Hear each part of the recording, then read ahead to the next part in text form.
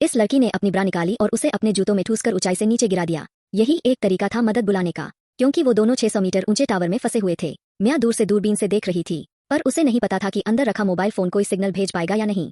जब दोनों पूरी तरह हताश हो चुके थे, तब बैली को अचानक एहसास हुआ कि टावर के नीचे कोई आदमी खड़ा है।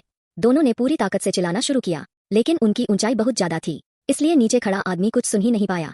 खुशकिस्मती से पास में खड़ा कुत्ता टावर के ऊपर से आ रही आवाजों को सुन सकता था, लेकिन उसके मालिक ने उसे घुमा दिया और घर चलने को कह दिया। ये देखकर कि आदमी अब जाने ही वाला है, बैली घबराई और उसने अपने जूते उतारकर नीचे फेंक दिया, लेकिन गिरते हुए जूते ने भी आदमी का ध्यान नहीं खींचा। अब बैली के पास सिर्फ एक आखिरी जोड़ी जूते बचे थे। उसने पूरा जोर लगाकर उन्हें नीचे फेंका और इस बार वो सीधे लोहे के फ्रेम से टकराए। आवाज सुनकर कुत्ता दौड़ता हुआ आदमी के पास चला गया। आदमी भी हैरानी से आगे बढ़ा और जमीन पर पड़े जूते उठाने लगा। उसे समझ नहीं आया कि ये जूते यहाँ कैसे आए। टावर के ऊपर से ये देख दोनों के थोड़ी उम्मीद जगी और उन्होंने पूरी ताकत से चिल्लाना शुरू किया, पर आदमी फिर भी कुछ सुन नहीं पाया। उसने थोड़ा इधर उधर देखा और वापस मुड़ गया। अब उनके पास मदद बुलाने का बस एक आखिरी मौका था। बैली ने जलती हुई फ्लेयर गन निकाल ली और उसे चलाने ही वाली थी कि मिया ने उसे रोक दिया। रुक जा, अभी चलाने से कोई फायदा नहीं होगा, वो आदमी तो हमारी तरफ देख भी नहीं रहा। मिया ने दूर देखा, थोड़ी दूरी पर कुछ लोग बारबेक्यू की तैयारी कर रहे थे। उसने सोचा अगर रात के अंधेरे में हम सिग्नल गन चलाएं तो हमारी मदद की संभावना ज्यादा होगी। तो दोनों ने टावर की छत पर रात होने तक इंतजार किया। अंधेरा होते ही बैली ने सिग्नल गन चलाई, लेकिन ये क्या, गन खराब हो गई और फायर ही नहीं हुई। उधर बारबेक्यू करने वाले लोग अपने कैंपर वान में जाने ही वाले थे।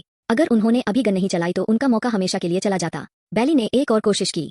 इस बार रोशनी से भरी लाल फ्लेयर हवा में फट पड़ी। नीचे खड़े आदमी ने तुरंत उसे देख लिया। मिया ने ऊपर से मोबाइल फोन की फ्लैशलाइट चमकाई ताकि वो देख सके कि हम यहाँ हैं।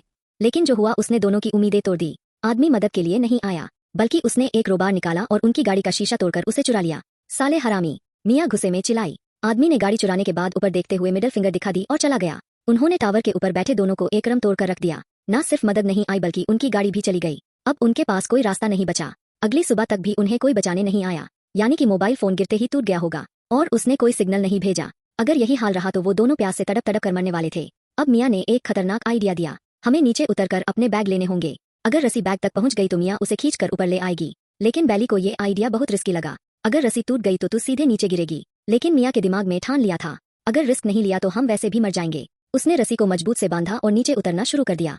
थोड़ा नीचे जाते ही अचानक एक हादसा हो गया, पर मिया का दिमाग और हौसला मजबूत था। उसने खुद को संभाला और धीरे धीरे नीचे उतरती रही। कुछ ही मिनटों में वो बैग के बेहद करीब पहुंच गई, पर वो अब भी कुछ मीटर दूर था। वो जितना हाथ बढ़ा सकती थी उसने बढ़ाया, लेकिन बैग पकड़ में नहीं आया। अब मिया ने एक पागलपन भरा फैसला लिया। उसने अपनी सेफ्टी रोक खोल दी। बिना किसी सेफ्टी के बैली हैरान रह गई। अब मिया हवा में झूल रही थी और उसने बैग पकड़ने के लिए कूदने का फैसला कर लिया।